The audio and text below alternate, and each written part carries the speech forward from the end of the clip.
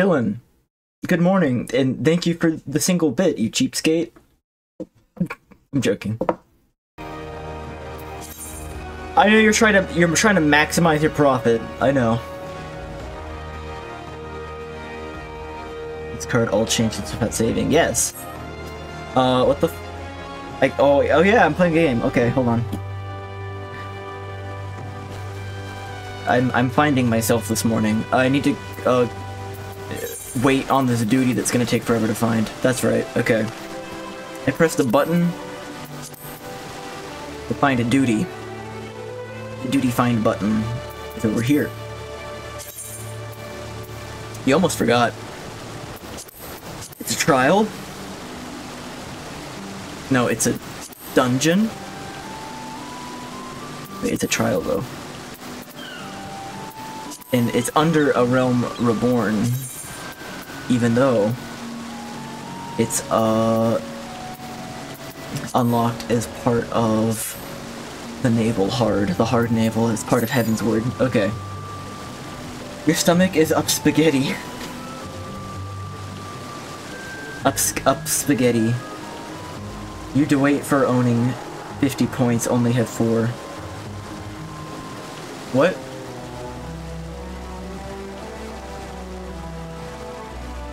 I don't know what that means. I guess I'll go to the golden saucer and do the thing again. You didn't have enough to redeem first. Oh. Oh, so if you drain it too quickly before the end of one stream, then you're in danger of not being able to afford first on the next one. So careful with those late day quacks. My stomach's okay, but I had a bad headache yesterday. I know I said I was gonna stream in the evening, but like after my lesson and after exercise, I just I felt kind of like sick and needed to go to bed. Give me money. Yes. Yes. Guaranteed big bucks. What? You invoked my name. What of it?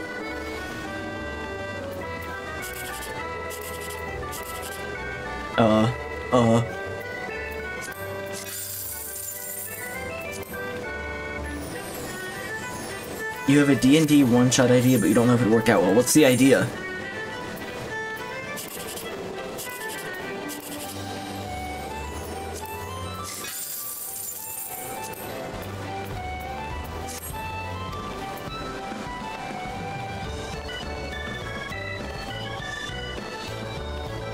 If you were playing a one-shot and every roll was always 100% successful, would you ever eventually comment on it?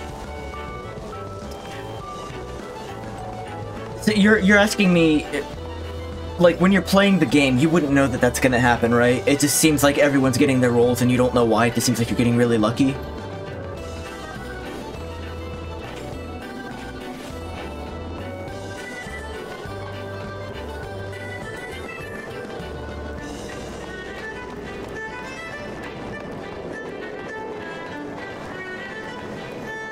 You were unaware to pay attention for that. I think this is an interesting subversion, but this is a good premise, but I feel like it has to be like fleshed out a little bit more, right? Because there has to be some threat, right? What is the threat if every roll is landing? And like, is there like, does it tie into the plot of the one-shot somehow?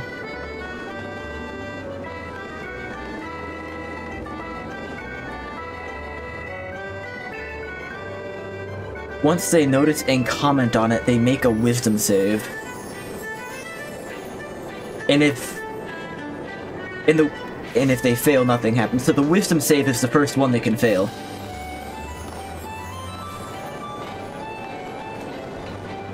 Is it the more they comment on it, the more unlucky they'll get, and the more they start to fail it purposefully? Like, they'll start to fail more often? Like, their rolls become more difficult? The more it gets commented on?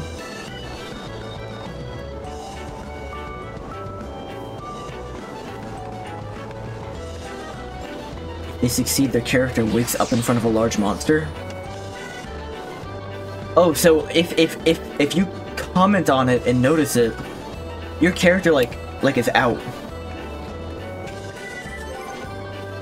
that what you're saying? They're like out. Guess I'll do hunting logs. This is good. I actually, yeah, I like this a lot. I might not be the right person to ask about this because I am not as familiar with a lot of the things that I've never, you know, run a campaign or a session before, but I do like this idea. But I couldn't tell you about, you know, what's gonna go wrong. But I like this idea a lot. Let's go to the Central Shroud for Stroppers.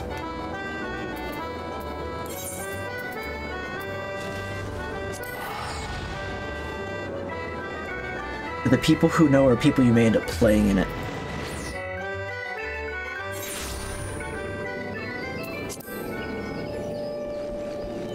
So, okay, but this will fall apart if no one ever comments on it though, right? Like, they just... It's not like... If they notice and comment on it, they make a wisdom save. So if they say something like, wow, we're really lucky in passing everything, that's when they make a wisdom save.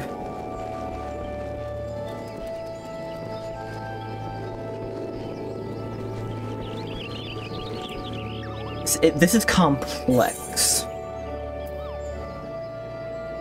The idea is that if they roll low,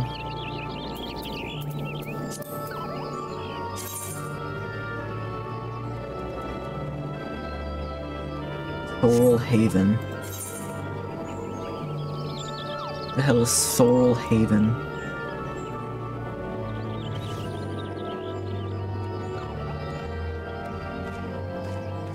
Over there. West. East.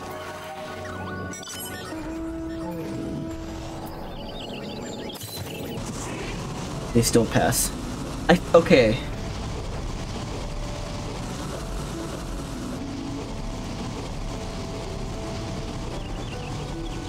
This is a good idea. This is a genuinely good idea, but I do think you're gonna have to be prepared for mitigating people being confused and potentially upset because they don't understand what's happening.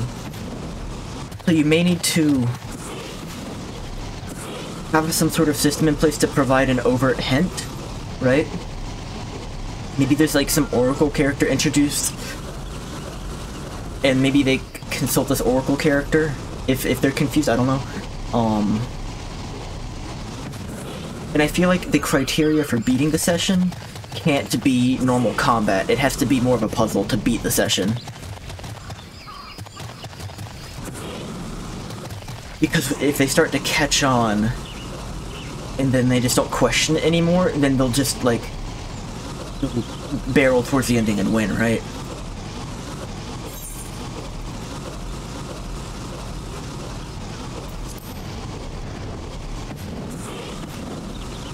Looking for throppers.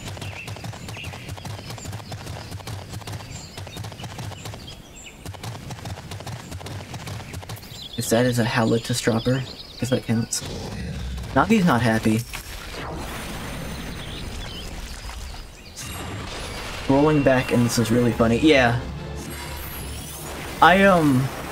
Maybe you could provide more insight, because I've never DM'd a session before, or a one-shot, so I don't know the potential ways of mitigating the problems here and what can go wrong, but I do think this is a really funny idea.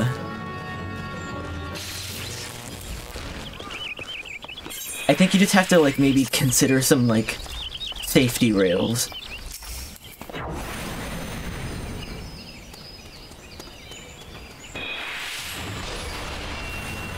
You're gonna have to have things in place to,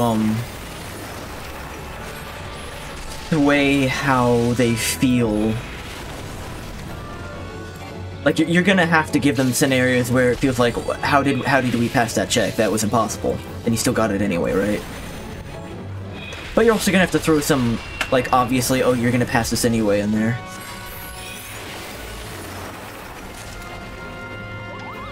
These are not the enemies I need to beat. It needs to be a regular stropper, not a big one, I guess.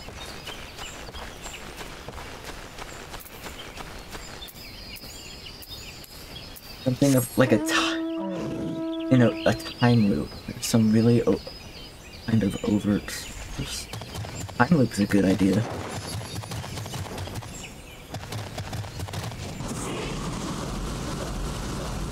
I feel like there was a Star Trek TNG episode where they were stuck in a time loop, and every time they got, like, them perceiving the solution to getting out of the time loop was also the thing that reinitiated, like, the Groundhog Day scenario. Oh my god, Navi, I'm gonna have to eject you from the room. You are being needy today.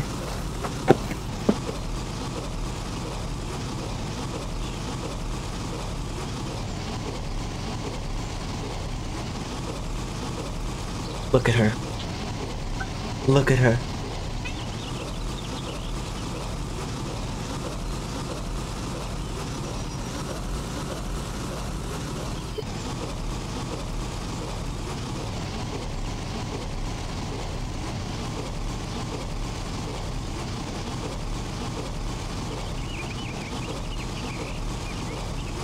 Okay, the cats have been ejected from the room. It breaks my heart to do it, but it had to be done.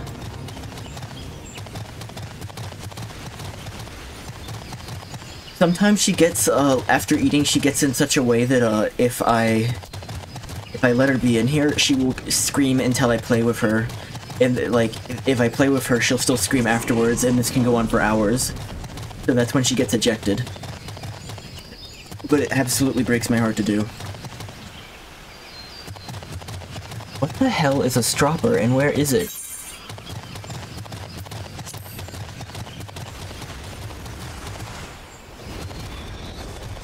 By the way, is that a stropper? That's the big stropper, that's not gonna count. I already tried that. Oh, there it is. And of course, as soon as I find them. Okay.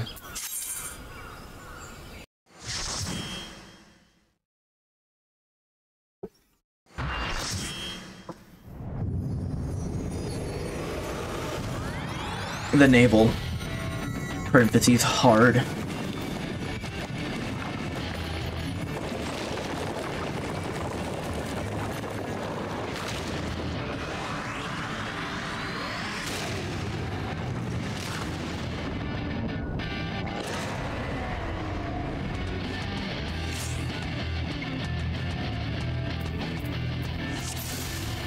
Okay, I hope I don't fuck up.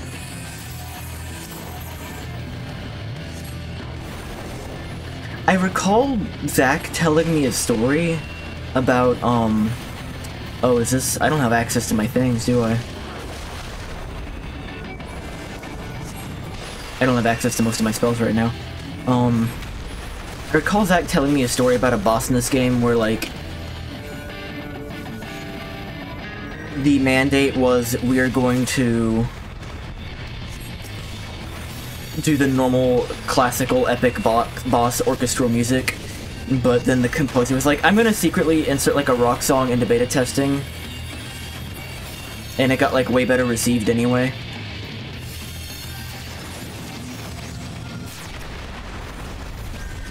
Is that this fight?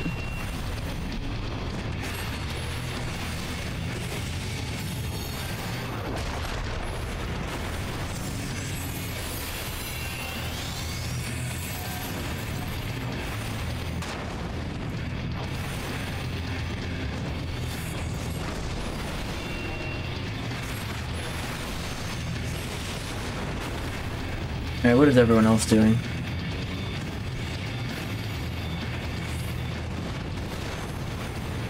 Okay, they just blow up. Oh no. Oh. Brats.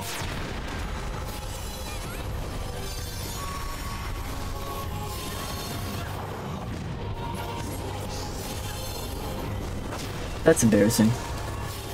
The Titan fight in 16. Oh, it's for 16. Okay. XVI, not XIV. I got out of the way of the one attack and walked into the insta-kill in the other attack. That was embarrassing.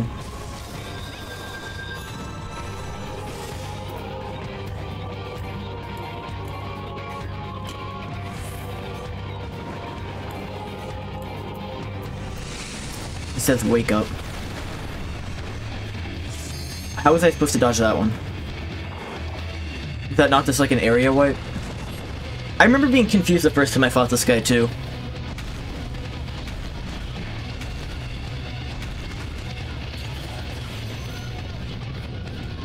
Alright, we're off to a great start today.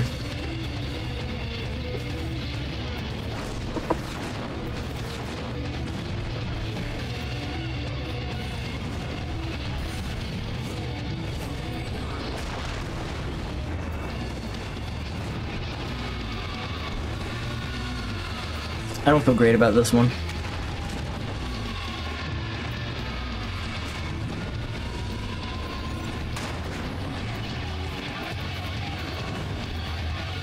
I am not credit to team.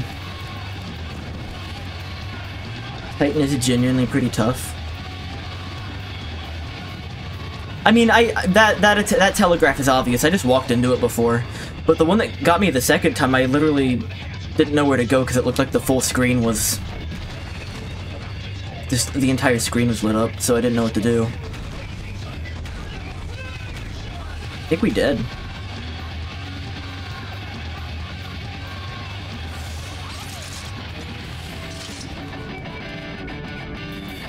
So it is an instant kill? Like that is just an instant killer if you're like at too low of health?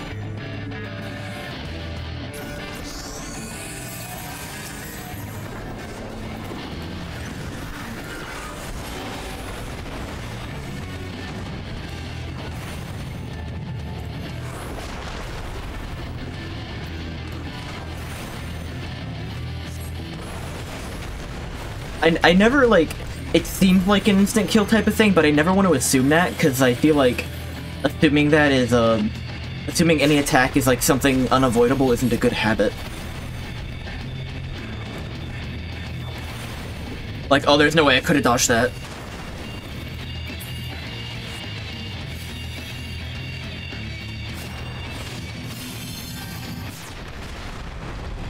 The AoE that asks you to stand on the very edge of the stage. No, not that one. I know how to deal with that one.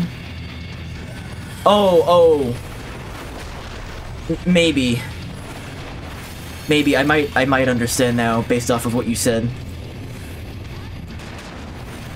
You have very little time to dodge that.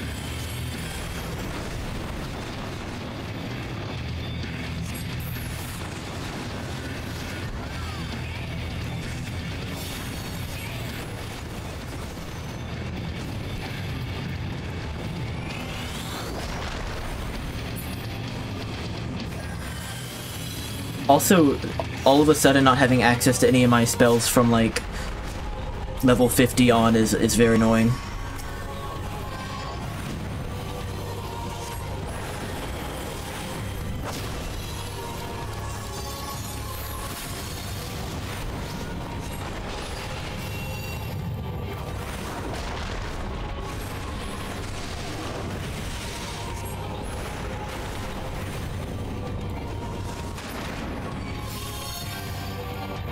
Titan's heart is shattered.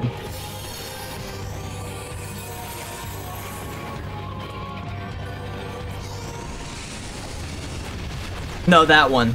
That one. I guess his, like, what is it called? A desperation move? He just, like, does a shockwave that hits everyone for damage. It actually didn't seem that bad, though. Maybe I was just at a too low of health before to deal with it. Oh, those people are very close to dead.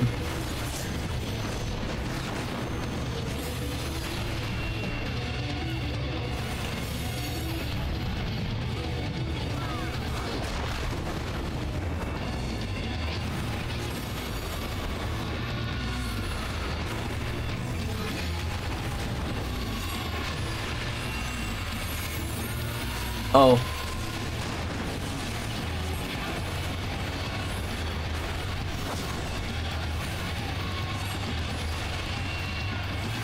That was unavoidable, yes, but before you had vulnerable stacks more freshly released, so you were too low to survive. Gotcha.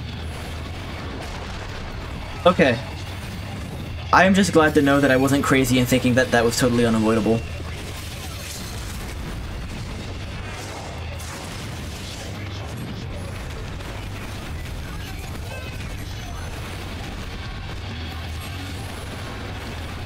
Oh.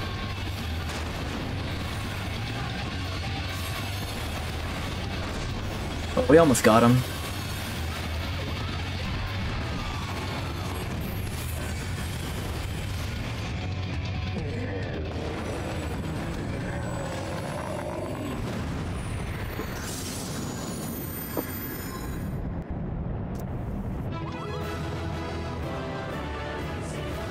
Treasure coffer.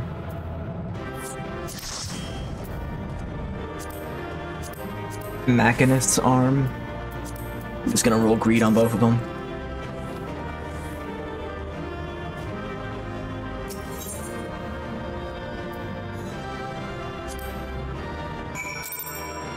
Okay. Now what? Well, okay, I came here. I might as well kill these stroppers or whatever, right?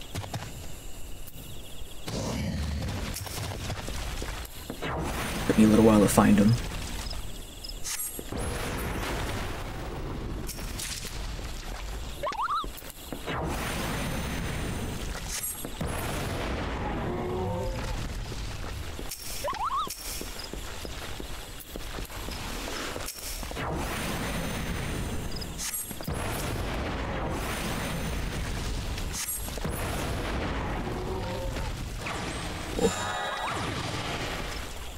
I should eat an item. I feel like I always have food available.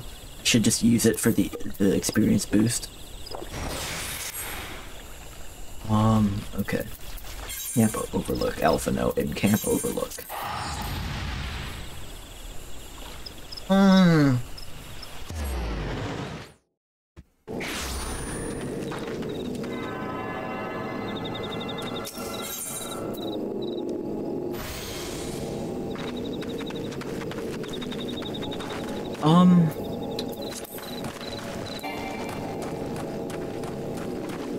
I've been trying to think more about the archipelago setup too, and I really like the idea of a Zelda-centric one, but I don't feel like there's a way to, like, of the available Zelda games, to divide them up equally. And if we do divide them up equally, I feel like that's gonna leave one game unaccounted for, which would be dissatisfying. There he is. Did I not tell you he'd return safe and sound? The deed is done then. Titan is no more. Titan is no more for the third time. Good. There's been enough tragedy this day. He's been like that since he regained consciousness. We believe he can hear us, but he's made no attempt to respond. He's just like twitching on the ground. He looks normal. He is almost certainly still in shock, but do not discount the possibility that he succumbed to the Primal's influence. Should that prove the case, he must be put to death, like any other thrall. Such is the Alliance's policy, yeah? You have the right of it. But we must not rush to conclusions. After all, we once feared that Isile's followers were beyond reason. Many have since laid down their arms and accepted Ishgard's peace.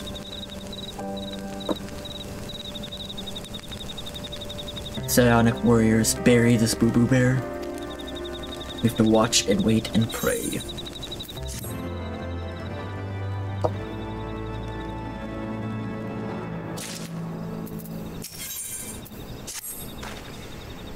There is naught to be gained from dwelling on an eventuality over which we have no control, much less one which may never even come to pass. Let us tend to more immediate matters, informing Commander Bloodian of Titan's demise, for example. You may be certain he will be glad of the news. Would you be so kind as to break it to him? You typically don't break good news to people.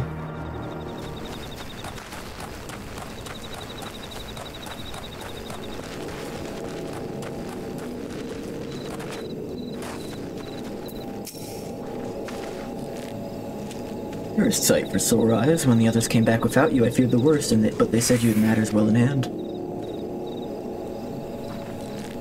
All settled then, is it? I'm glad to hear it, but not half as glad as my men will be. Believe you me, regardless of whether or not he was summoned properly, a primal's a primal. There ain't a soul in the Maelstrom that hasn't lost a friend to one. Don't get me wrong, like, we're all prepared to do our part, but we aren't so naive as to think we'd tell the tale. Thankfully, of course, it didn't come to that, which, my friend, sounds to me like a cause for celebration. I know you have a lot of places to be, but why not stay the night? We'd be honored to raise a glass to the triumphant return of Titan's Bane. Titan's Bane?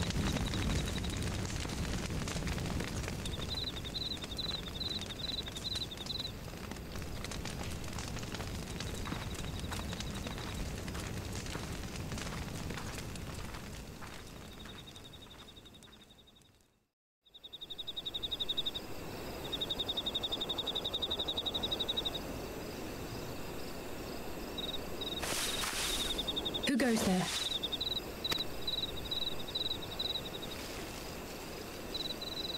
Oh, it's you. Forgive me for straying from the camp. He hasn't been feeling too welcome, to say the least. I thought a change of scenery might do him good. But, alas.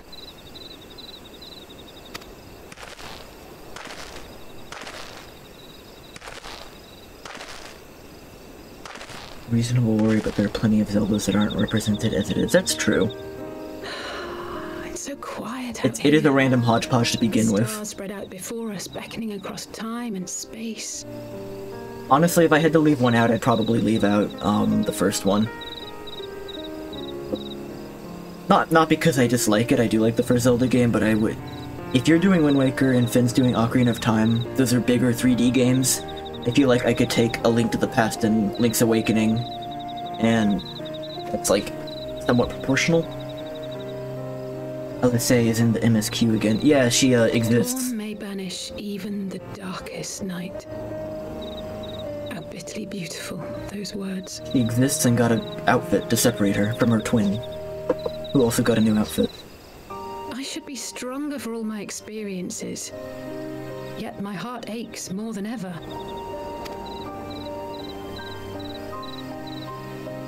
I never understood why Grandfather gave his life that day. I thought that if I came here, I would find the answers I needed. But when I finally laid eyes on the land he sacrificed everything to save, saw firsthand the bickering, the pettiness, I was disappointed. I was angry. I could not fathom how these people were more deserving of his love than his family, than me.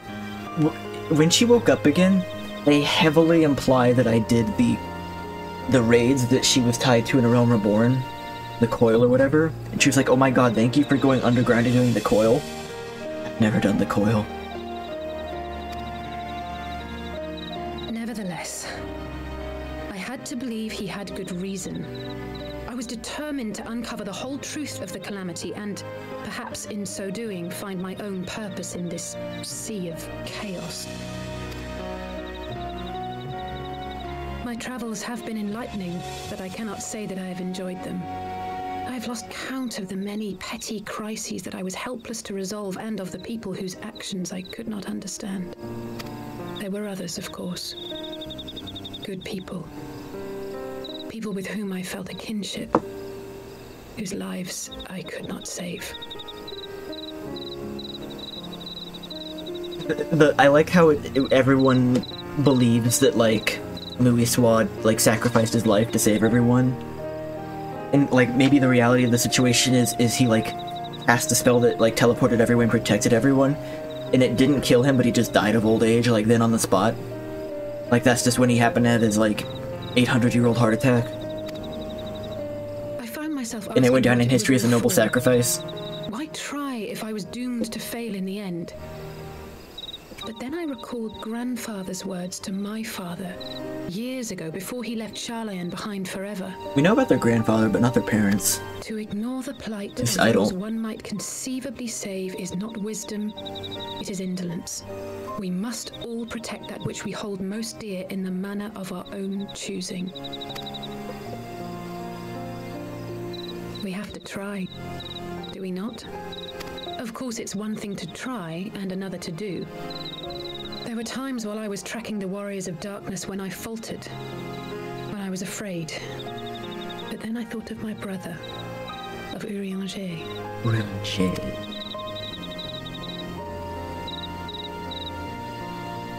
Oh, pray. That smile is the smile of someone with heart failure. It's been rather Yeah. one-sided, hasn't it? recount some of your adventures in Ishgard.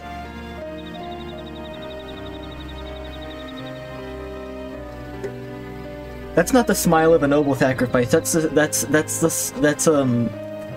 congenital heart failure.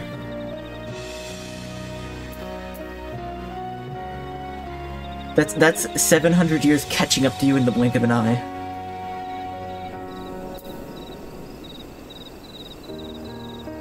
I'm gonna talk about my boyfriend Sir Merrick, who I went on a date on yesterday.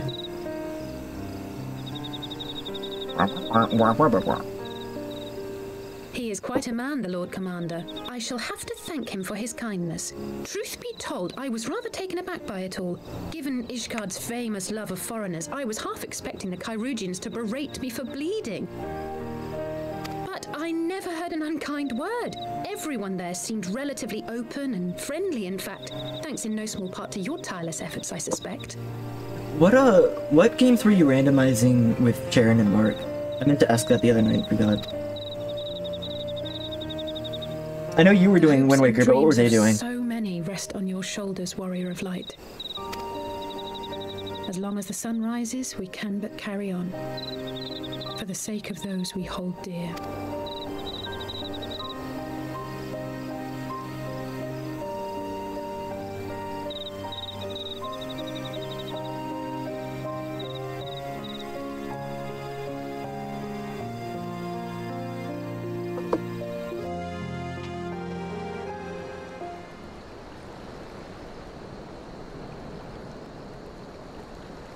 The Way of Darkness.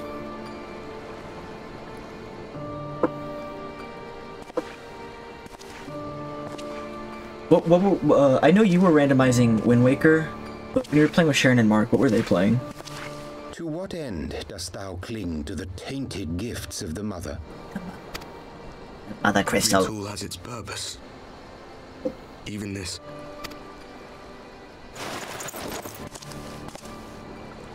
Well, what is it? The seeds sown in Vilbrand have been plucked from the earth and left to wither. Alas, Titan's demise sufficed not to drive the kobolds to deepest desperation.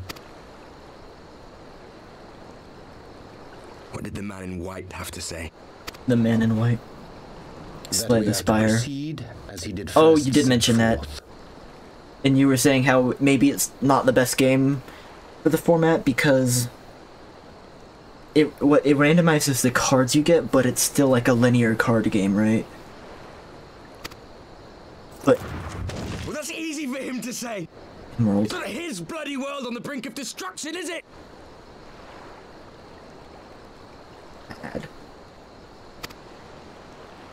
Be thou well reminded that with an end to Ishgard's unrest, naught now remaineth to preoccupy the Scion's thoughts. And thus may they devote their every energy to thwarting thee and thine. I foresee only greater difficulties ahead.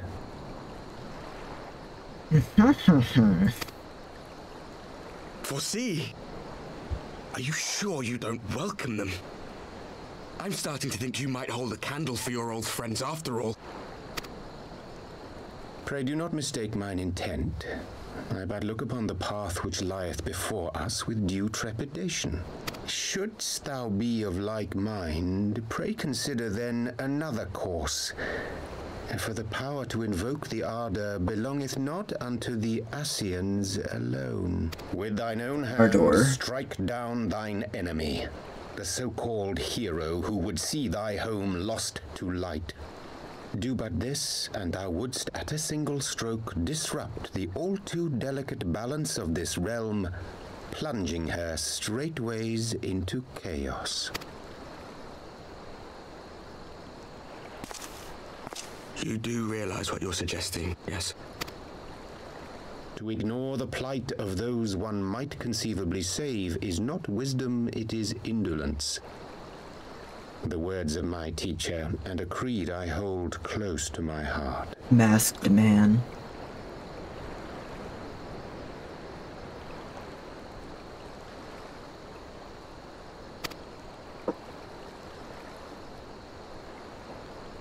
This guy's, yeah, gotten a bit more attention or focus than the rest of the Warriors of Darkness party. Draw him out. We'll make it quick. It shall be done.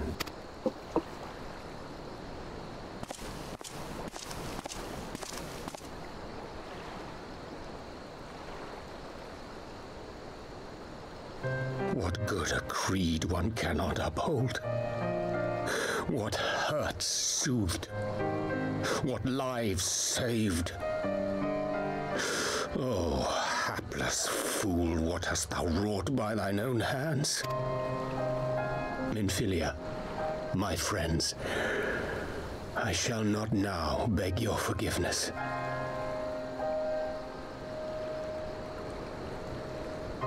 Huh? Full deeply though it paineth me to walk it, I shall not stray from my Is he? chosen path. As Moonbreeder remains steadfast, Is that? so too shall I. No. No. Of course not.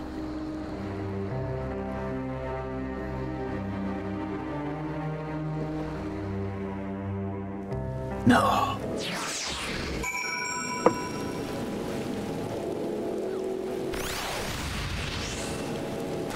Couldn't be. What hole will you go? Must you eat a good night's rest? Alpha notes, 1 AM. What makes you think I had a good night's rest? I was but this moment speaking with Thancred and Y'shtola Link Pearl. They had some interesting news to share. Apparently during the course of their respective investigations, both came across crates which had some once-born Ishgardian zeals. Twixt seems someone in the capital has been very busy indeed. Accordingly, the Temple Knights have launched a full-scale investigation. Sir Merrick believes it is only a matter of time before the culprits are found. To wait and see. In the meantime, it seems only prudent to look into the recent activities of the other tribes in case they are too flush with Ishgardian crystals. With that in mind, I suggest we pay Urianger another... Wait, where is LSA? She was here a moment ago with Gabu. Gabu, Gabu, where art thou, Gabu?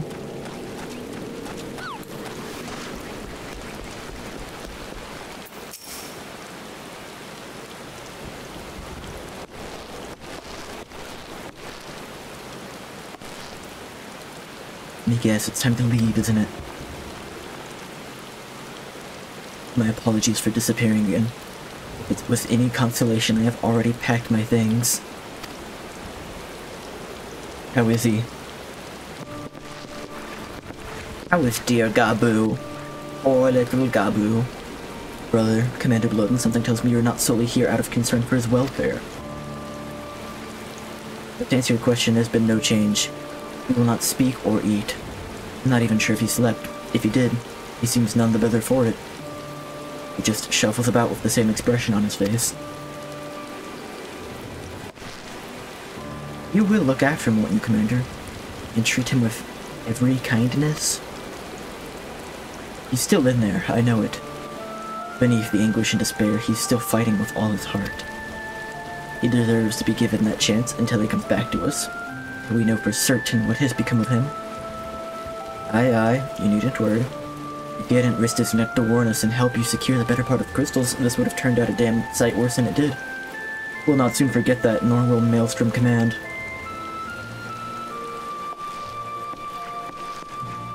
I'm so sorry, Gabu. I truly am. You should never have been made to. And I know I cannot possibly understand.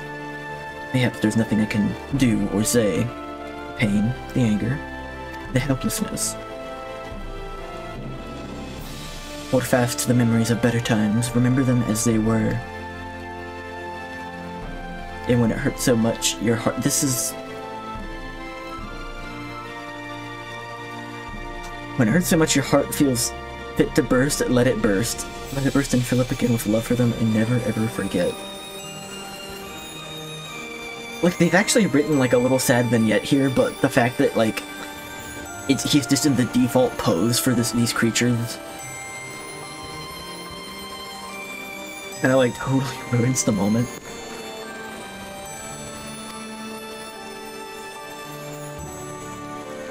I will remember them. Thank you, LSE. Thank you.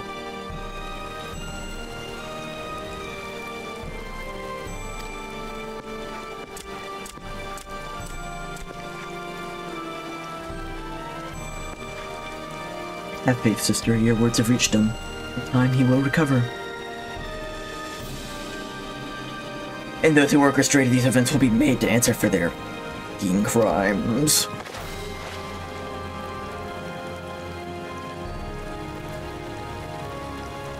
No, I will kill them.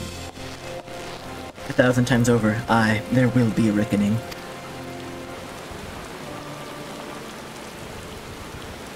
I need to put my crown back on. I look naked without it.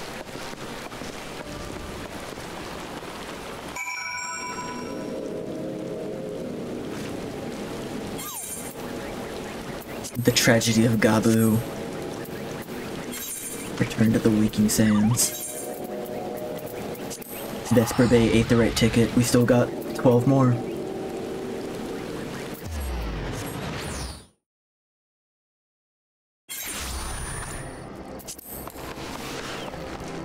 So Urianger won't be here then. Very economic storytelling.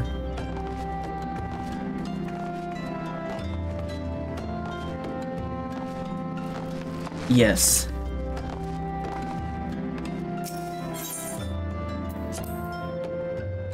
But also, I don't have a suggestion on how he should look. Like, what does a traumatized kobold look like?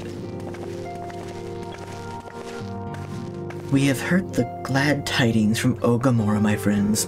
By the grace of the 12 and your most valiant efforts, the people of Limsa Limensa may rest easy. I would like to think so, yes. Though we failed to prevent the Lord of Crags from manifesting, we did succeed in weakening him, enabling our friends to dispatch him before the Warriors of Darkness could make matters worse. It was by no means an unmitigated success, but it will have to suffice. Let's speak of another matter, one which weigheth heavy on my lady's mind. As thou didst request, I sought out the Garam oracles, that we might better understand the aims of the Warriors of Darkness. Though their copious use of allegory defieth any single interpretation, the oracles paint a most disturbing picture. One of worlds parallel to our own, apart yet linked, reduced to ruin with every umbral calamity. 7 times they have succeeded, then of 10 and 3 only 6 worlds remain. Aye, all is as my lady Menphilius spake unto thee, she spake it.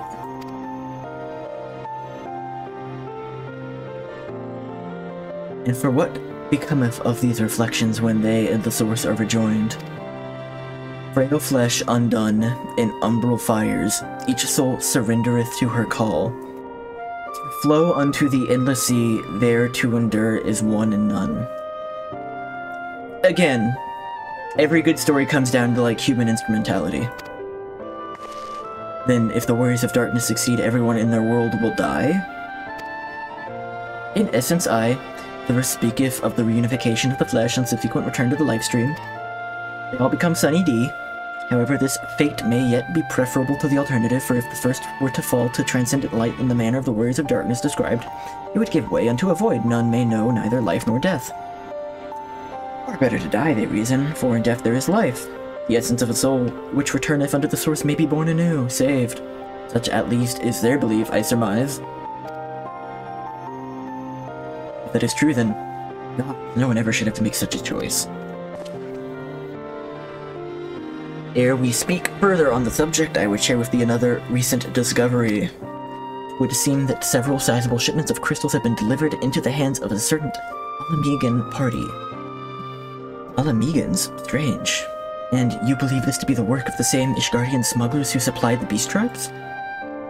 I know beyond a shadow of a doubt. And lest thou wonder at their motive, I would remind you that the Asians did once attempt to bring about the summoning of Rauler. The individuals who took receipt of these shipments are refugees belonging to a group devoted to the cause of the Alamegan liberation. It may interest thee to know that their Ishgardian suppliers appear to be none other than the remnants of Elaine Royal's network of spies. Surely you jest, and yet It's not so surprising. Bereft of leadership and hunted by the Alliance, I can imagine well such villains being desperate enough to conspire with the Asians, assuming they even know or care who their new employers are. All of which is irrelevant. Forgive me, we must seek out the resistance group, which received the crystals without delay. Rugo, Alice, will you come with me to Little Alamigo?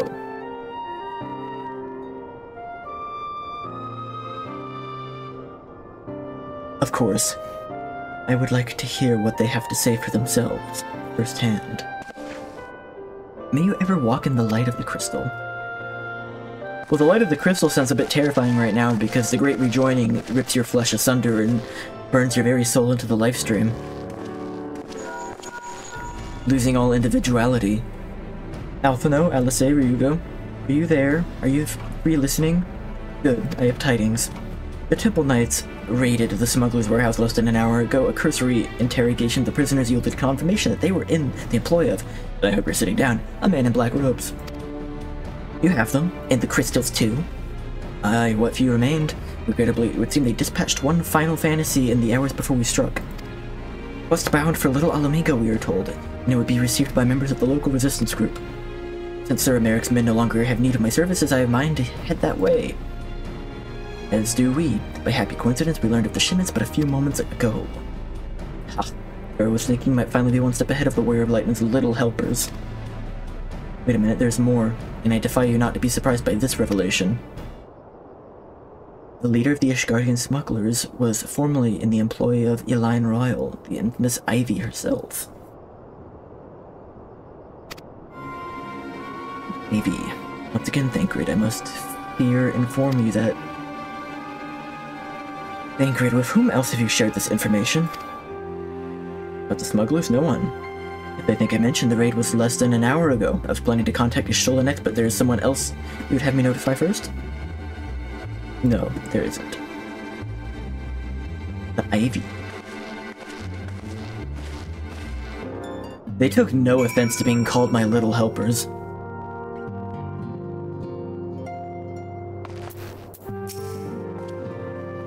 What in the world has got into her? Twice now we've sought Urianje's aid, and twice she treated him as if he were a stranger. The Archon was one of Grandfather's most dedicated pupils, and spent as much time at the Levy Lair estate as we did. He's practically a member of the family. Truth be told, I struggle to recall a day from my childhood when I did not see the three of them laughing together. If this continues, I may have to raise the matter. Later, though, Little Alamigo awaits. Little Alamigo?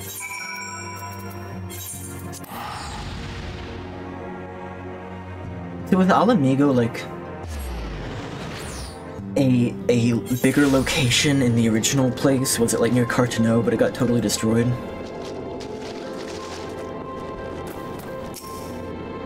I will get to the bottom of this. Oh, forgive me. It has been a long day. Did you have something to say? Urianje?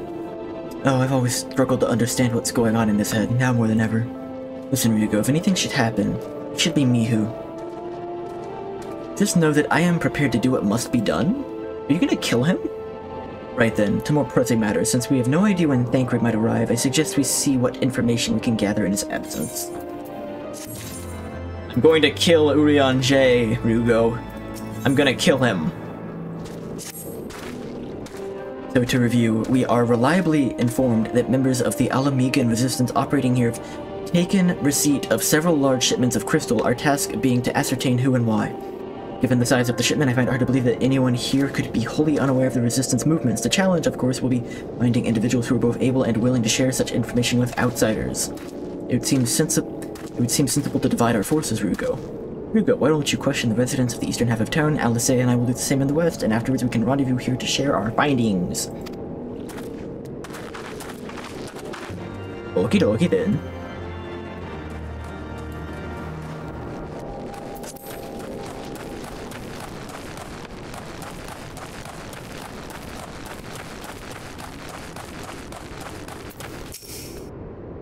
The resistance, damned if I know. Not as if I'd be any use to them. If you set store all by the tales of the secret weapons, good luck to you, but I'm too old for the masked bedtime stories. This is our lot, and it's time we got used to it.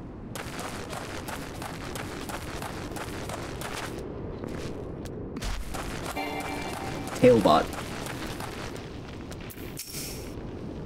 I see you. They're going around asking questions, looking for the Griffin in his lot, I'll bet. Seems they're the talk of little Alamigo these days. Folk wondering what he's about. He's got the store for the Galleons, and what's under the mask of his, of course. Some say he's hardly got a face with all the scars, all this reckon he's been marked for death by the Empire, and that he lays in the bloody region if you knew how it is good.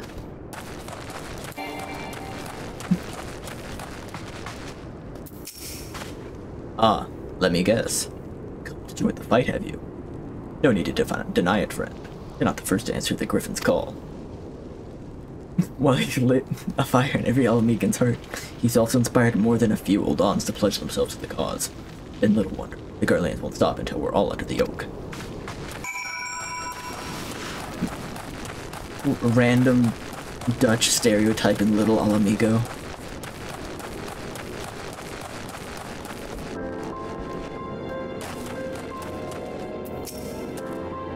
I suppose I should ask you what you learned, but I think I already know.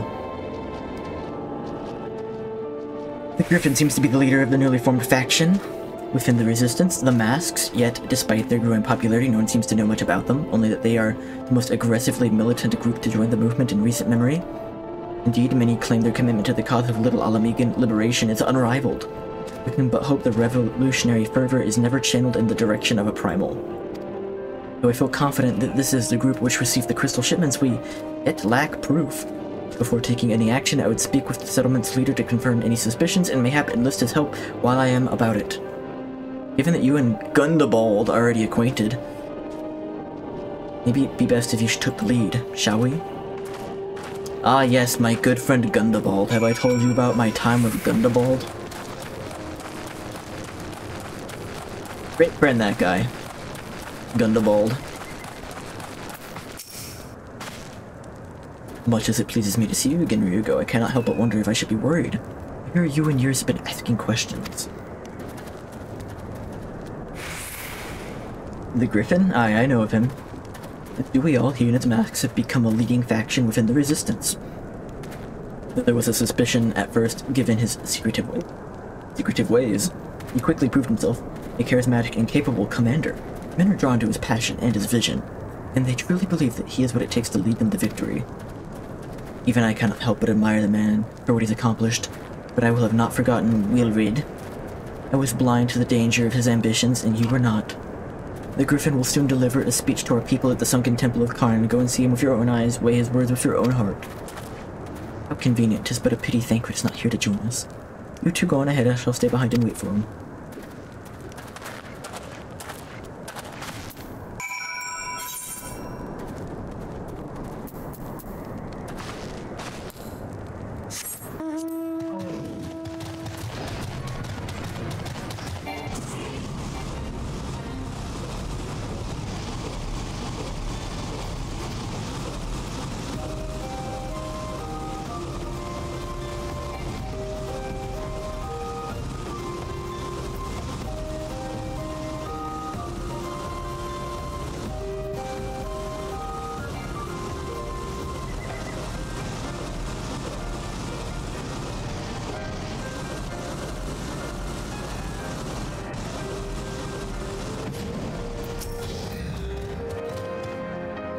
Has it begun already? I hear voices coming from within.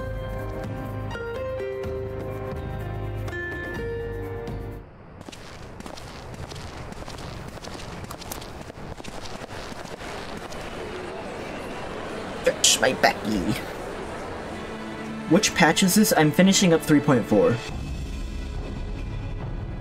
I'm pretty close to 3.5.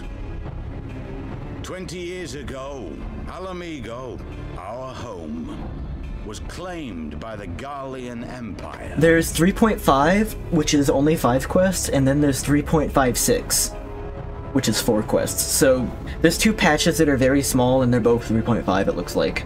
And then Stormblood. The Far Edge of Fate, Part 1 and Part 2. In our haste to overthrow the King of Ruin, we turned a blind eye to our foes in the north. I told Faye that I was going to be starting 3.5 because they wanted to see a dungeon in there. Tyrant to succeed the old. And when confronted with our failure, we fled.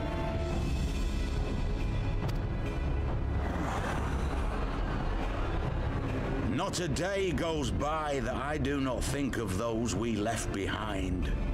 Think of them and feel ashamed. And I know each and every one of you feels the same. I am a little lost right now, though, because I understand the Ishgardian stuff is mostly wrapped up, the Dragon Song stuff is wrapped up, Ishgard is part of the Alliance, but the new threat is the Warriors of Darkness, and they're summoning primals for their cause, which I'm not gonna totally summarize because it's long and kind of complicated, and they're doing so by smuggling in crystals from Ishgard, but it's not Ishgard, it's the Ivy who was the conspirator from before, and I don't remember how she resolved. But then this guy, the Griffin, is connected to the Ivy, so he's like helping smuggle the crystals for the Warriors of Darkness from Ishgard, but he's also got his own cause. It's something little Alamigo, and I'm a little lost, honestly. Like, it feels like it's kind of all over the place right now.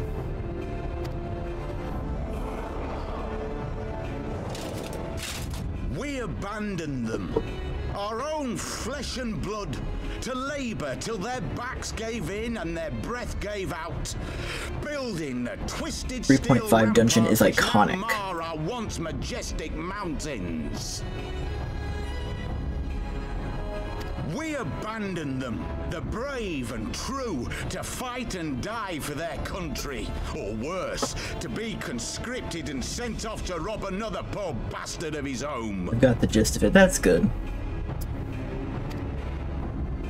We abandoned them, the meek and powerless, to bow and scrape when the Garleans pass, to sully themselves that they might live to see another day of misery. The Black Wolf may be dead, but a new Imperial Viceroy reigns in Alamigo now.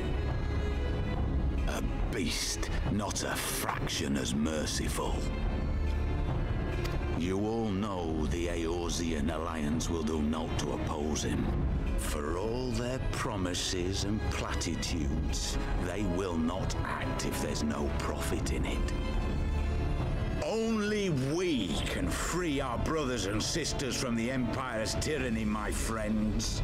Only we have the courage to stand and fight. I kind of get the impression that part of the strategy for building the narrative in this game is that in the post-expansion plots, after they've wrapped up the expansion stuff, they've done the expansion epilogue, and they're setting up the next one, they basically explode a bunch of plot threads in every random direction.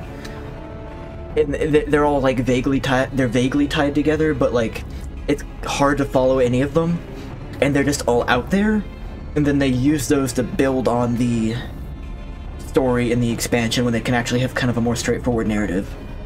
I think that's the strategy they're employing here. Because it feels like a similar pattern to the end of A Realm Reborn's post-game stuff. They have murdered us, but no more. Blood demands blood, and the Garleans shall pay for every drop they have spilt upon our lands. It's called intrigue. This I promise you, for we have a power within us, my friends. A power befitting our pride, our righteousness. Only join us, and we shall grant you the means to unleash it, and together we shall see the Alamigan standard raised over the mountains of Gia Albania once more. I guess I was inside of a fate that ended.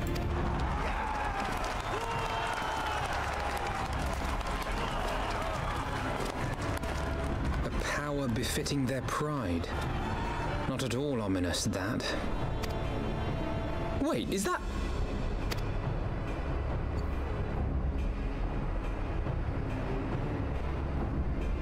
Oh. Hi. What are you two doing here? She's still got the sleeping mask. I could ask you the same thing.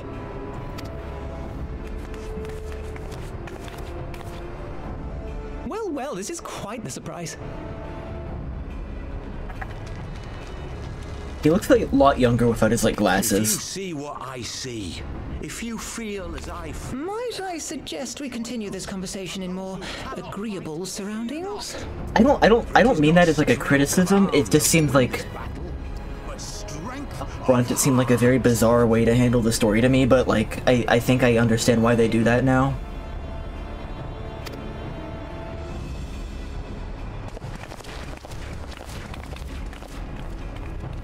It's just, like, very not like any other game I've ever played, but that's also because I've never played another MMO. And it seems like everything has to be done different with maintaining an MMO.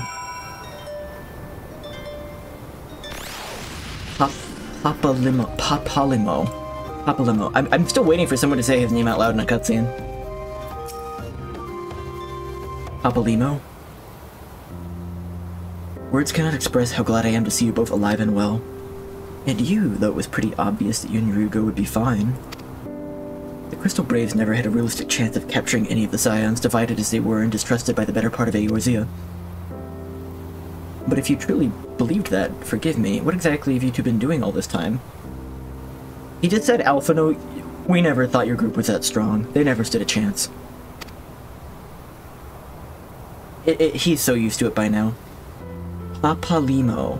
Papalimo? I think I like that, yeah. I'll go with that until I hear otherwise. I like that. We're paying a favor. After the banquet, we had no choice but to flee Ul'dah, and we would not have been able to do so without the aid of some old friends from the Resistance. That's right, they smuggled us out of the city and we sheltered us in Little Alamigo, all at great risk to themselves. Obviously, we couldn't let that go unacknowledged, so we offered to help them out with their operations for a while. When we learned of the Scion's exoneration, that Lolorito had severed all ties with the Crystal Braves and that General Raban had been reinstated, we resolved to make contact, but having long since discarded our link pearls as a precautionary measure, our options were rather limited. To make matters more complicated, we were embroiled in a delicate operation at the time, leaving me with little choice but to entrust a letter to a courier. I gather from your puzzled expressions that you had never received it. To be honest, we thought this might happen. While the masks were happy to let the refugees spread the word within the community, they're pretty strict about communicating with outsiders. And we also heard a rumor that the Griffin didn't want us meddling in his affairs. The Griffin mistrusts the Scions? Curious, it is well known that we are no friends to Garlemald. One would think the man we saw beseeching all and sundry to join his cause would welcome our support. I should say that the man you saw was not in fact the Griffin, but an impersonator, and a talented rabble-rouser to boot. It would not surprise me if he were responsible for the majority of these public appearances. A body double. As you may have gathered, the Griffin is an extremely cautious and distrusting man who has made every effort to conceal his identity. Even when we participated in a raid under his direct command, we were not permitted to approach him. It's hard to know what to make it of all the secrecy, the impersonators, the masks. What? It's not as if I'm making all of you wear one. Mine only covers half my face. It's completely different. Anyway, when we heard the Griffin was due to give a speech, we thought it would be a good opportunity to get a better sense of the man behind the, get a better sense of the man. For all the good it did. And now you have heard the whole of it. Tell me what prompted you to take an interest in the Griffin.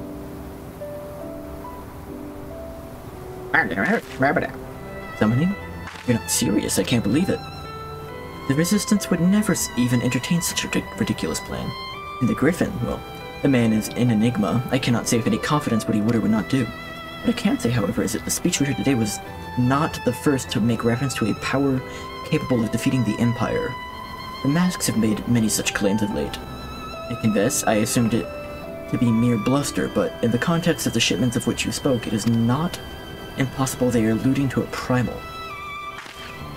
Whatever it is, we'll find out together, and if anyone tries to stop us, they'll answer to me. Indeed, that is assuming you'll have us.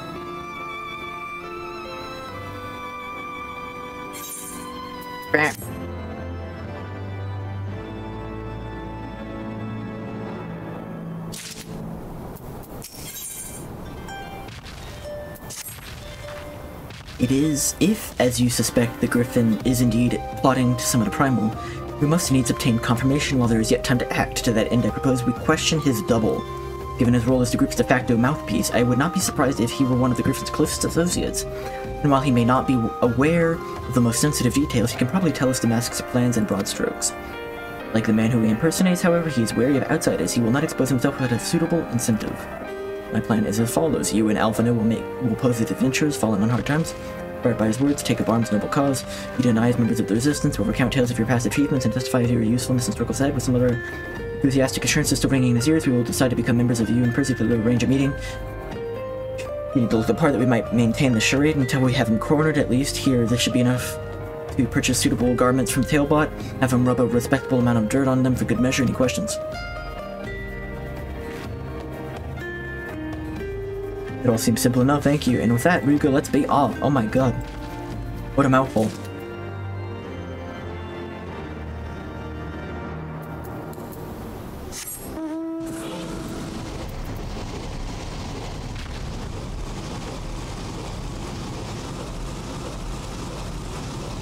Ah, Thanalan. Home.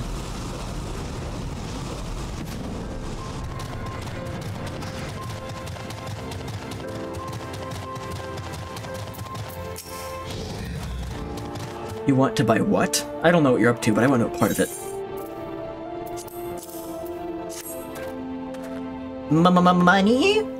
Well, if you're the ones with the gill, and seeing as your friends at Papalimo, there, tunic and slops for the both of you. Tailored and treated to your taste. Now off with you before someone sees us together.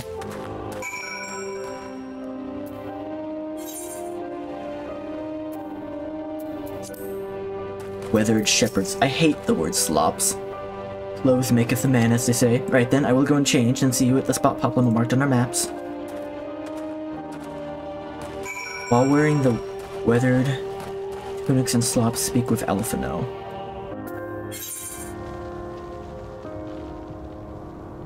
I will go to the spot and then change, because I kind of want to see what he says if I don't change.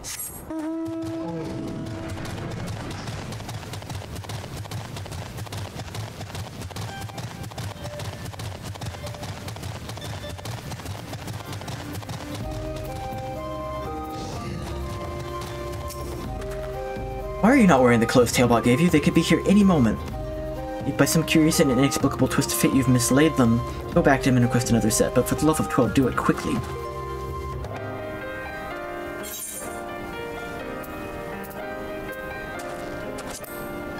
I wonder if it works if you put them on as glams.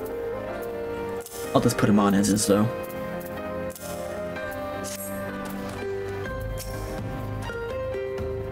Well, look at us, a pair of down-at-heel adventurers seeking a chance to recapture past glories. This should suffice. And now we play the waiting game.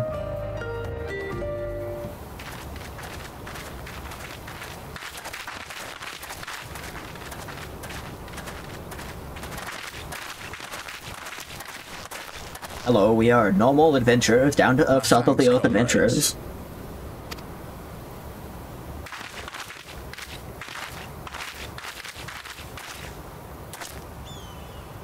You must be the esteemed adventurers of whom I've heard so much. I understand you have taken an interest in our cause.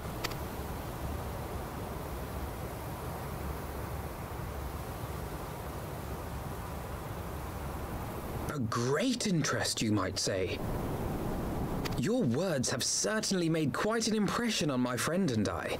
The Resistance has long, and some would say wisely, avoided open engagements with the Garleans, but you and yours seem confident against the world in arms. I can only assume you have good reason to be so bold. Why, one might even think you are planning to summon a primal. Oh my god, Alphino is so bad at this. Oh, you were so bad at this, Alphino. Because that would do much to explain the sizable shipment of crystals you recently received from your smuggler friends, whom our Ishgardian allies have since detained, lest you wonder. Is he even trying to, like, play the part, or is he instantly just, like, accusing them and giving away the game? What is he doing? I'd to hear more about the Griffin. The real Griffin. Your performance earlier didn't fool us. I didn't realize we were going straight into, like, confrontation. I thought they were gonna like, try and actually carry on the conversation. Ah, the famous scions of the Seventh Dawn. I should have known better than to think I could conceal the truth from you lot. You are right. I am not the Griffin, but I speak with his voice, and it was at his behest I speak for the trees. those crystals. They have sprung the trap. You are wrong, however, if you think that we procured them to summon a primal. We didn't even need to wear these slops. We could have just put like these slops on a scarecrow in the field, and when they got close enough, surround them. We used them to reach an accord with the Amalja. In exchange for crystals to summon their god, they will aid us in the fight for Alamegan liberation. Let me guess. If reach again. You've got to be joking. Have you gone completely mad? When people find out you helped the Lizardmen summon Ifrit, they'll turn on the resistance. Alamigo will never be free. I feel like Lizardman has to be a slur. Like the Amalja are like totally sentient, cognizant, higher intelligent beings, and you're calling them Lizardmen. They have a name.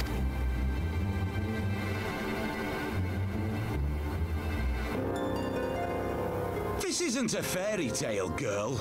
We don't have the luxury to play at being honorable heroes. Why does he sound like Shrek now? It's because the likes of you wouldn't sully your saintly hands that Alamigo's been under the yoke for the past 20 years. But the Griffin won't stand for it, and neither will we. We're ready to do whatever it takes. Get out of my little Alamigo! Ida!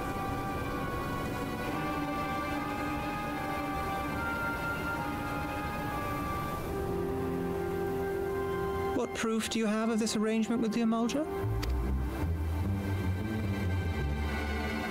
What? Aside from a lack of crystals? None. But the beastmen have a great big pile of the things if you fancy looking. You might want to hurry, though. It'll not be long before they summon their god. Search our camp if you don't believe me. We have naught to hide.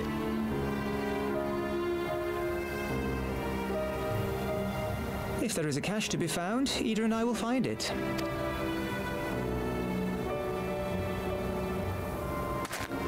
Then let us be off. They in fact recognize that later on.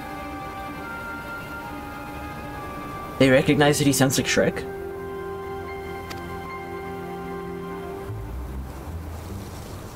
Are you perchance the Warrior of Light?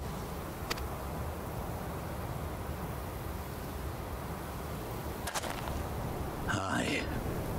I thought so. They didn't answer. You should know that a great many who have joined us did so because you saved them. Because you showed them that one brave man can make a difference. They took the beast out of Beast Tribe in the last year or two of patches. Oh, okay, so Beast Tribe just becomes tribes. Once you reach a certain point in the game. I guess they can't retroactively change it, but they can change it at a certain point in the plot. I forgot that I mentioned that at all. I was still stuck on the Shrek thing in my head. You saved me too once. Helped a friend over in Quarry Mill make some medicine I needed. But that was a lifetime ago. On behalf of my brothers and sisters, I thank you. You gave us hope where there was none, courage and strength when all was lost. We shall not squander your gift. Yeah, I'm trying to figure out, like, kind of, if the dynamic with the, I'm gonna say tribes, the PC term, if the tribes is, like, I don't know. It almost seems like they're all treated like second-class citizens. But it also seems like, I can't tell if the tribes are not welcome in the towns, or if they prefer to not be there and sort of keep to their own. I don't know.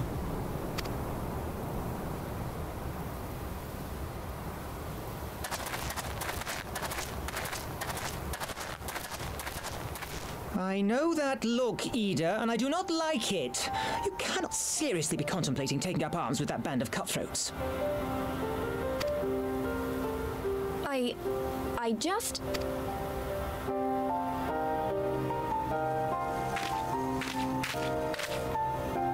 If the Griffin and his men have their way, it is only a matter of time before the situation in Alamigo comes to a head. This is like the voice of a Lalafell. Your homeland's future teeters on a knife edge, and any reckless action, however small, could have irrevocable consequences. Like, that is exactly what I would imagine a Lalafell's voice to sound like if someone described them to me. You mustn't lose sight of that, Ida. When the time comes, we must all make our choices, but we must do so in full possession of the facts. Now, let us away. There is work to be done. I hope he gets his monocle back. Need a monocle, right? My favorite thing about Lalafells is like the full body, like, arm swing they do to keep balance when walking.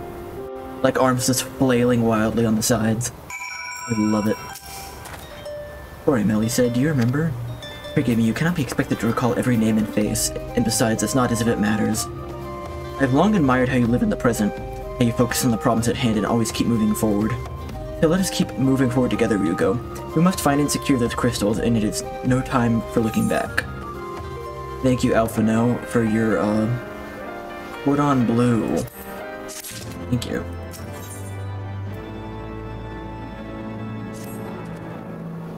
We take the Griffin's double at his word, then the crystals are now somewhere within the Harak, ready to be put use by the Al-Majah. We must apprise Alice of all that we have learned. I will join you both in Little Alamigo after I have changed. I suggest you change back too.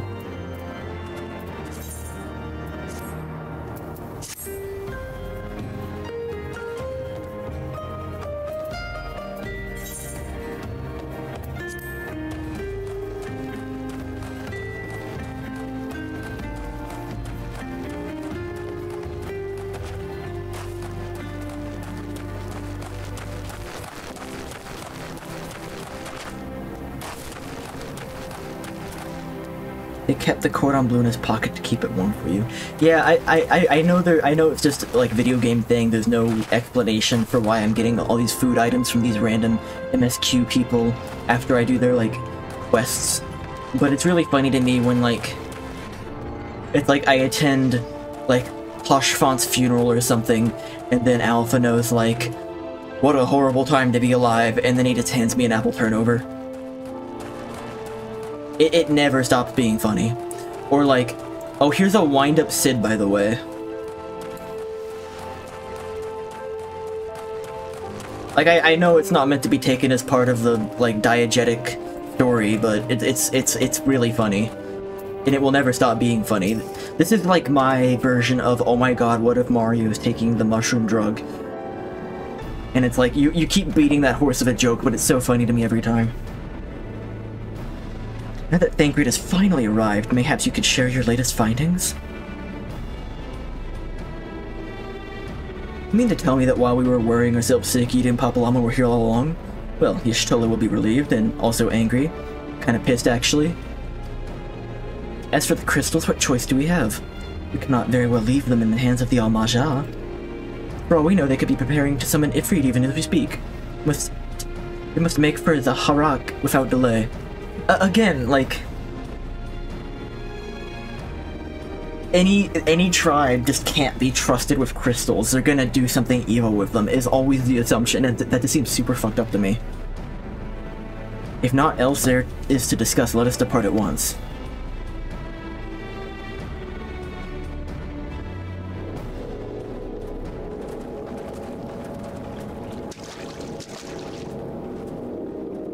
Masked man. He's got flowers in his pocket so that you don't smell the farts. And so they go forth in accordance with the Griffin's plan.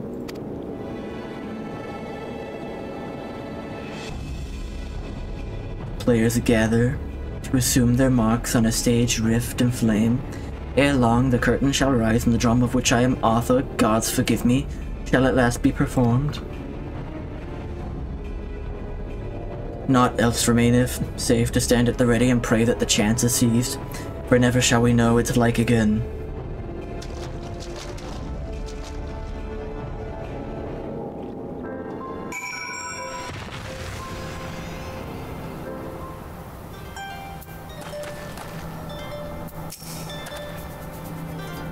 I confess I expected a warmer greeting, but we must not jump to conclusions. Not until we've braved the Bowl of Embers. We must be ready to engage the enemy at any moment. If you make any final preparations, pray do so now. I shall await your signal. Upon proceeding to the Bowl of Embers, several cutscenes will play in sequence. It is recommended you set aside sufficient time to view these in their entirety. There's that thread again.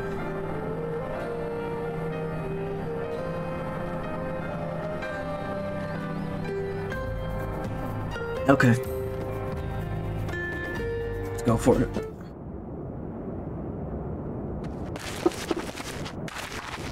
This isn't right.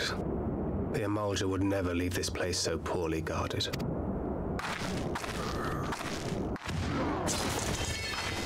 Not willingly, no.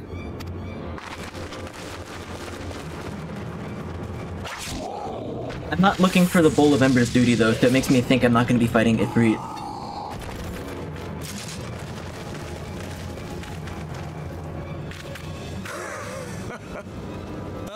The saviors of Eorzea. Slow as ever. This guy should just embrace that he has like a baby face and like shave the stubble off. Because he's got a baby face, and that stubble ain't hiding it. By the 12, will you never learn? You know, you're right. Mayhap it is time for a change of tack. Killing primals, tormenting beastmen, hastening the birth of a new god. It's all a bit much, isn't it? And frankly, we don't have the leisure to do it. But killing the warrior of light, on the other hand, that would soon plunge Eorzea into chaos. Yeah, they can't get on without me. One life for one world. A fair exchange. Wouldn't you agree?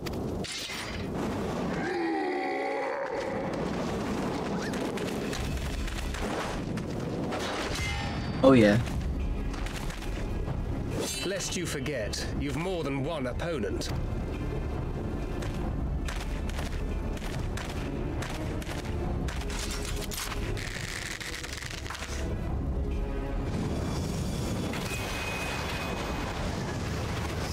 Fire arrow. Carbuncle, defend me!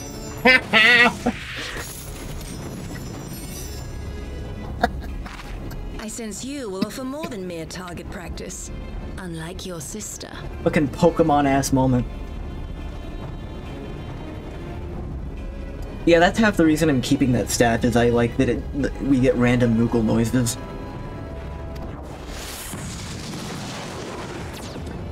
Carbuncle!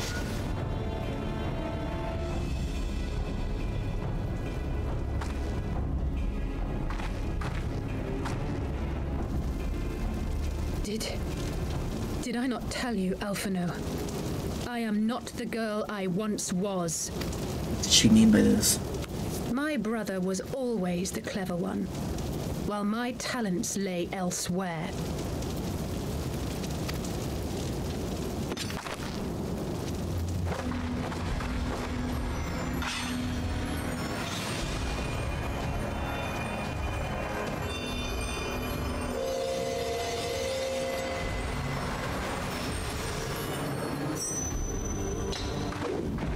Ward. If you would dare to stand against us, to destroy all that we hold dear, then you shall die by my sword. He has sword. Let's finish this.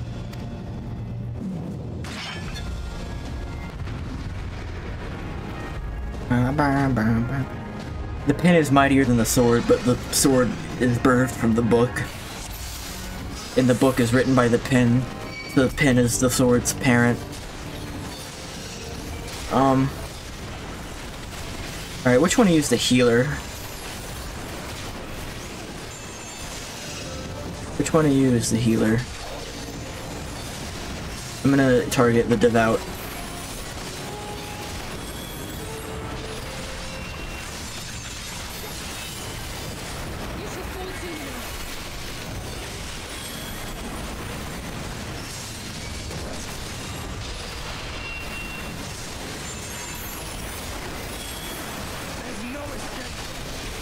Uh-oh. Oh, that's bigger than I thought it would be. That's gonna hurt. What's going on?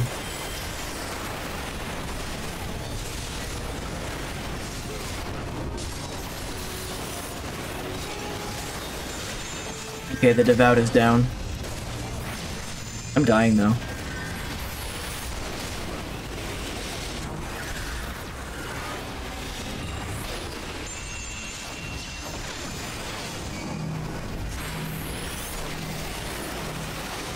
Something's gonna hurt me now.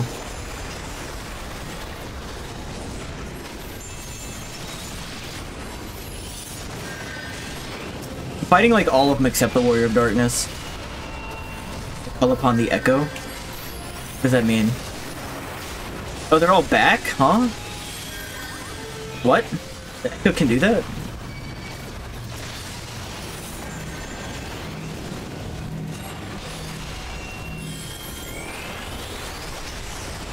That's weird. Isn't that weird?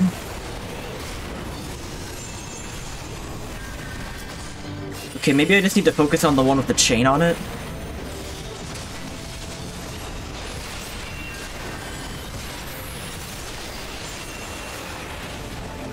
Maybe just the chain.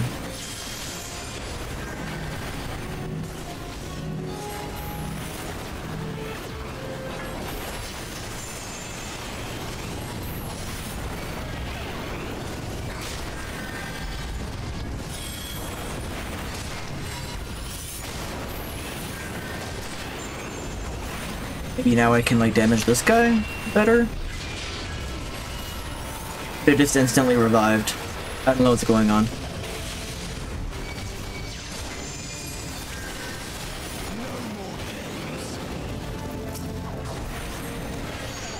It seems scripted though. Okay, now we have chains on us. Cannot break free. Okay, who's gonna help us?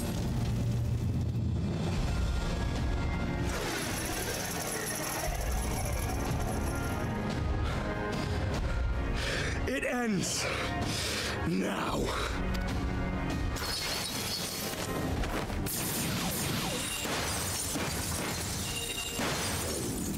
Huh? What? Huh? The chains! You snake! You would betray us as well? He that holdeth fast unto his convictions shall never count betrayal amongst his crimes, though all the world may call him villain. My path is unchanged, my creed sacrosanct. This I believe with all my heart. But say, warrior of darkness, and speak true, what dost thou believe?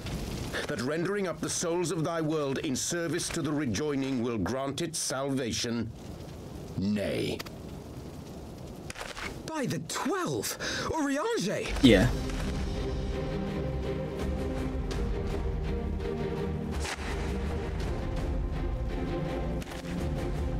Mine apologies, Master Alphino. He looks so much better without the burlap sack on his head. Might shine.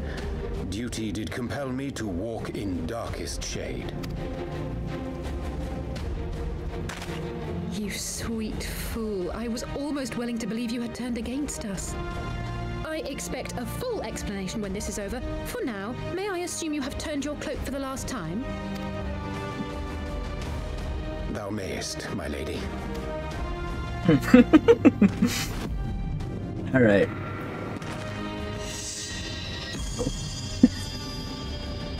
By thy leave. Why'd he do that? Why'd he pose the book like that? Why'd he do that? Why'd he do Even that? odds then. No matter. Oh? We'll crush the lot of you in one fell swoop. Oh.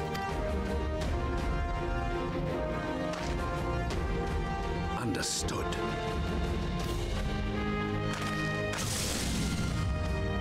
Hearken to me. We only have one chance. Channel your ether into my blade that I might strike before the mage casts his spell. I cannot do it alone, but together we can defeat them. He was just caught up in the moment.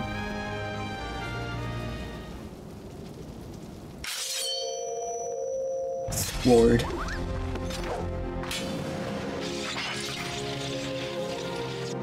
Make ready! They come!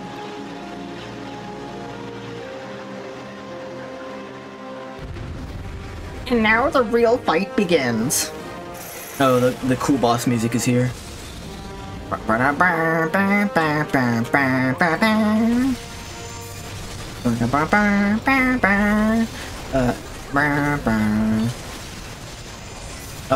Magus. Devout, you too.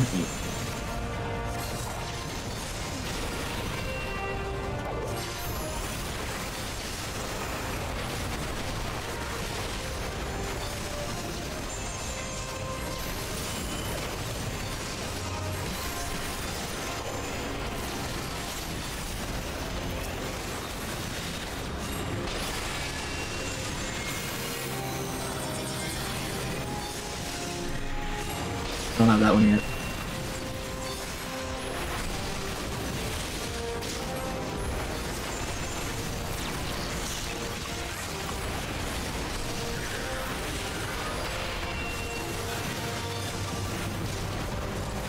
He's taking no damage. Do I need to attack this guy, I guess? I'm not- I don't know which way the chain runs, per se.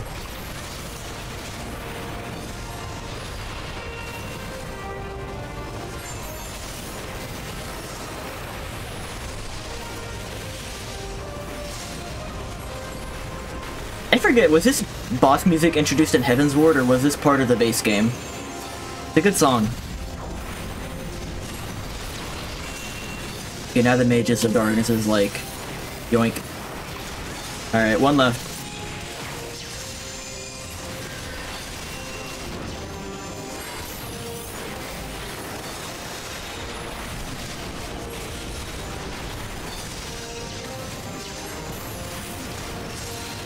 Why is she just saying, give me your Aether? Okay, what do you want me to do? Run over here? She kept spamming that in chat.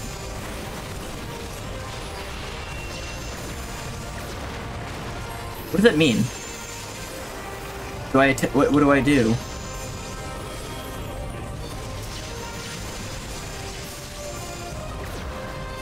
I don't know what she wants me to do.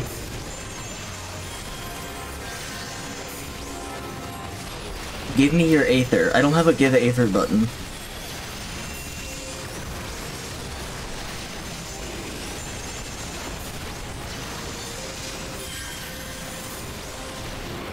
What do you want?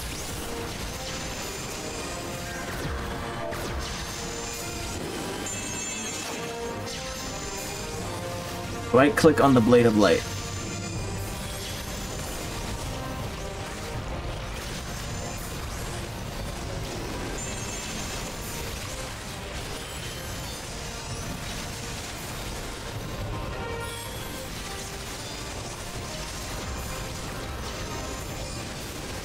Okay. Thank you. Attuned to the orb. Okay.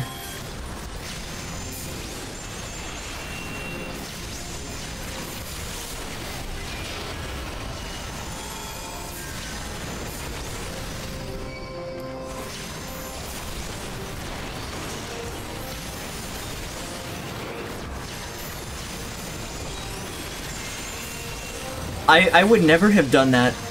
I would never have done that without being told to, because I did not even perceive the words Blade of Light suspended in the air.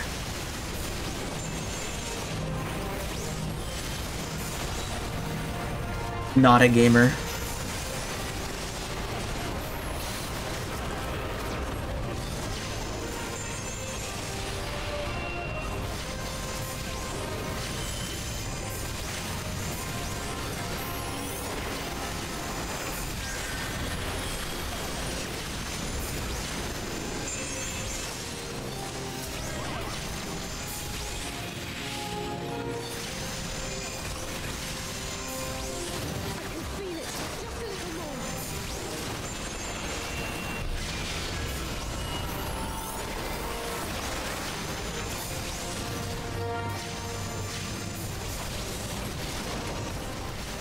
I clicked on Thancred by accident.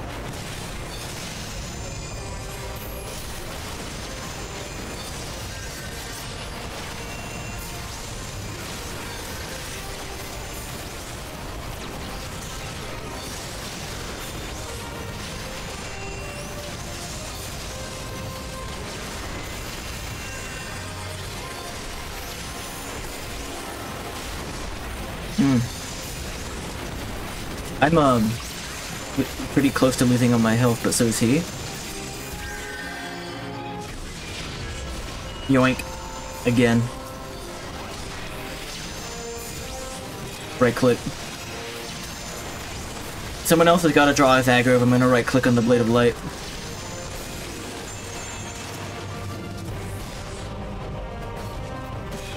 We've got them? With this blade, I banish the darkness. Yeah?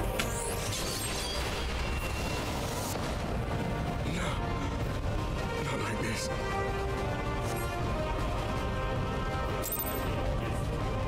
He pulled out her big, finished move.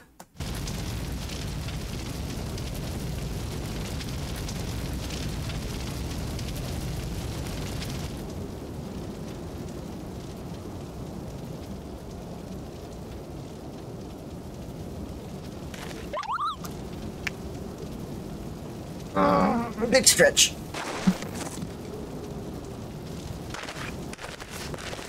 Alize, are you hurt? A touch dizzy, but otherwise fine. Thank you.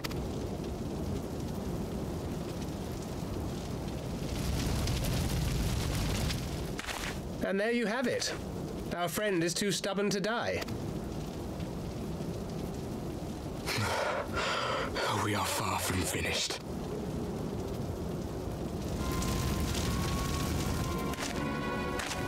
Or have you never considered how we came to this world? Magic.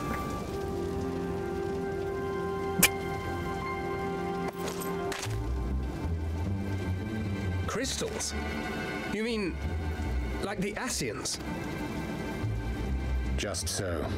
As the Ascians flee unto the rift twixt plains with crystals of darkness, so did these warriors come hither with crystals of light.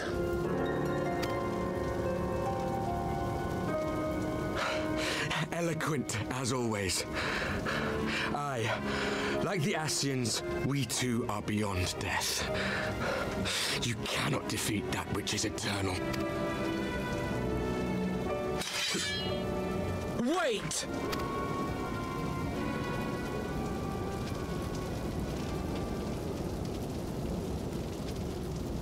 Such methods as the Ascians employ require the renunciation of the flesh.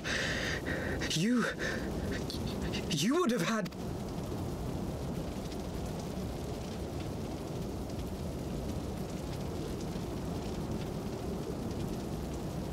At long last, you see. To save our world, we gave our lives.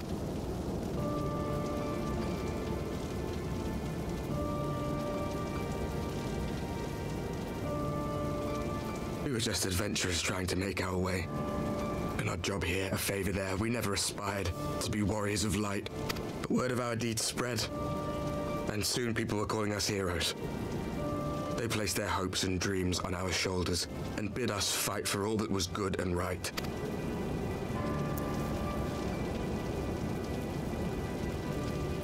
We fought, and we fought, and we fought, until there was no one left to fight. We won. And now our world is being erased from existence.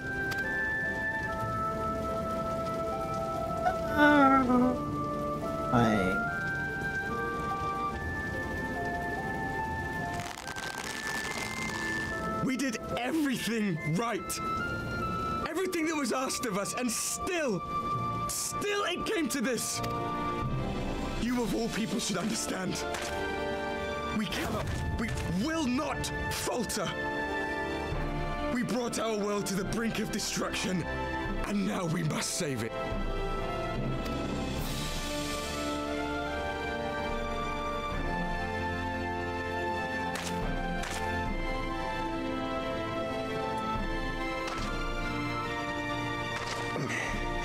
I've died before, Arbet.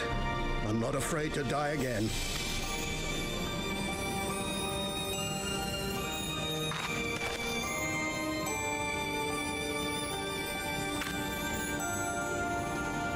No matter how many times we fall, we must rise and carry on the fight for those we left behind.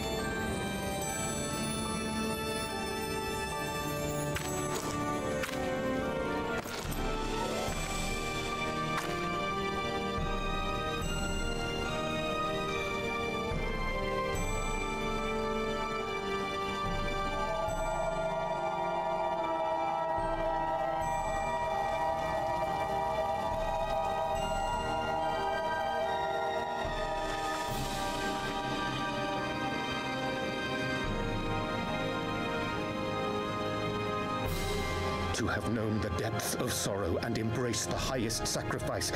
Nonetheless, Master Louis-Sois, guide my hand, I pray you, as fate's thread spinneth upon this most capricious spindle.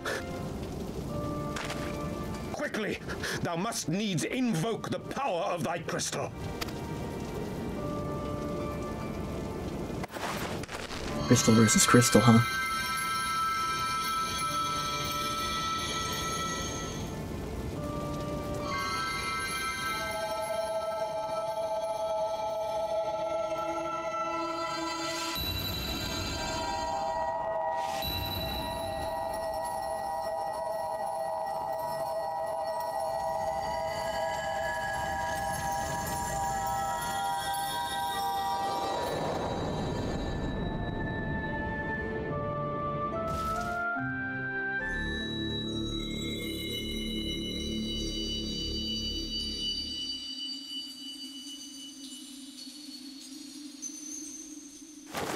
What is this place? Beach. Such pain. Such sorrow. Oh, my dear children. It can't be. Big crystal. Mother Heidelin, hearken unto your children's plea. From two worlds do we gather, and from two worlds do we offer a bounty of light. In this desperate hour we do beseech your intercession. We beg an audience with the word of the mother, with your chosen Minfilia. Aww. Your cries go not unheard, nor your sacrifices unnoticed. Though many are lost, there are those we can yet save, whom I can yet save.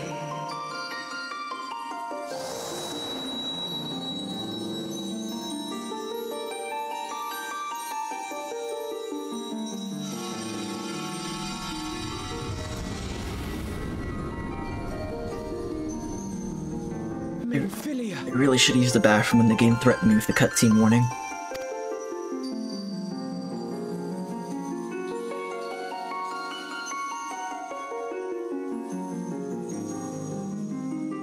Blessed children of the First, the light of your world hath grown blinding in its radiance, but it is not yet absolute. I I will hie me to your world, and there take unto myself the light which riseth even now to drown it, as darkness once did drown another. Mommy Crystal is here. Now you deign to answer our prayers? I will suffer this farce no longer!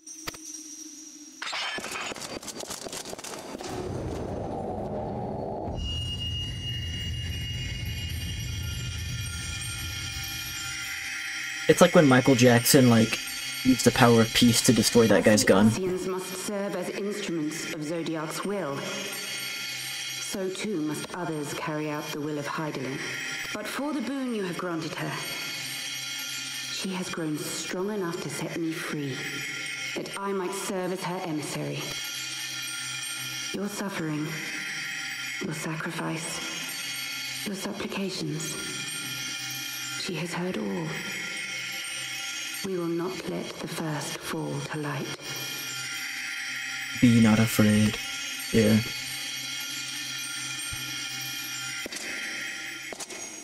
Biblically accurate Minfilia.